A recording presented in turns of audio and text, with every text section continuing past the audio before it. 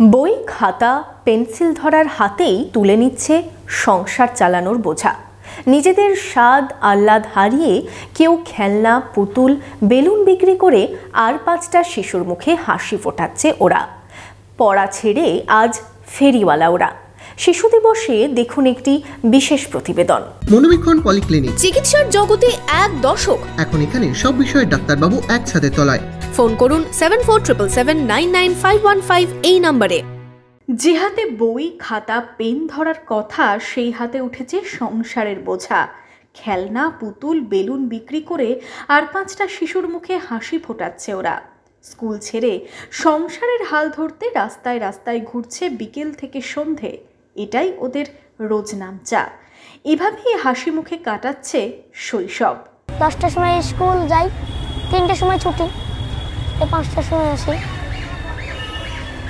School যে পড়াশোনা করে খাওয়া দাওয়া করে আবার এখানে কাজ করতে আসা কোথাও কষ্ট হয় না? না। বাবা বাড়িতে কাজ করে, তাও তোমাদের কাজ করতে হয় কেন? আমি এমনি করি, একটু তো কষ্ট হতেই হবে। অনেকটা হাঁটতে হয় না? অনেকটা হাঁটতে হয়।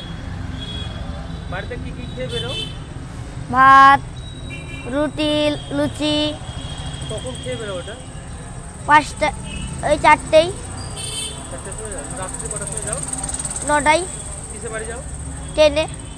পড়াশোনা কখন করো তুমি? পড়াশোনা ওই সকালে। সকালে পড়াশোনা করো। আর এগুলো কিনতে যায় কে? বড় ভাই। কোথায় কি? সারগাছিতে। এই শৈশব কি ওদের প্রাপ্য? কেন শিশুদের শ্রমের পথে আনে পরিবার? ঝুঁকি জেনেও, পড়াশোনায় ক্ষতি জেনেও কেন এই পথ বেছে নেয় শিশুরা? ওতে চলে, তাও ওতে কী করে চলবে? একটা খাটনি, 5টা ফ্যামিলি। আমার এক মেয়ে আছে, 2 ছেলে আর আমি আর স্ত্রী। মেয়ে ছেলে বাড়িতে বসতে হবে। বিটিটা পড়াশোনা করে, ও 4-এ পড়ছে। ও ছেলেটা যায় না। হ্যাঁ, ও 9 পর্যন্ত পড়ে ও ছেড়ে দিয়েছে। ওর 16 বছর।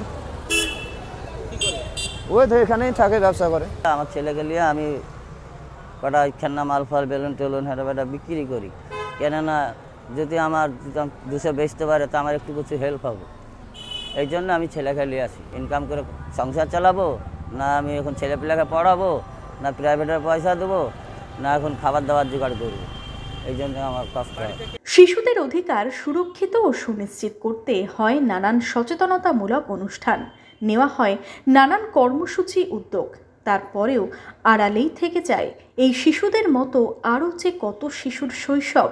শুধু উদযাপন নয়, শিশু দিবসে শিশুদের অধিকার সুনিশ্চিত হওয়াও জরুরি। স্কুলের বাইরে যে সমস্ত বাচ্চারা আছে, সবার স্কুলে নাম থাকলেও স্কুলে যাওয়ার ব্যাপারে বিশেষত ছেলে বাচ্চাদের একটা অনীহা গ্রামে গঞ্জে লক্ষ্য করা যায়, বাইরে কাজ করতে চলে যাওয়া।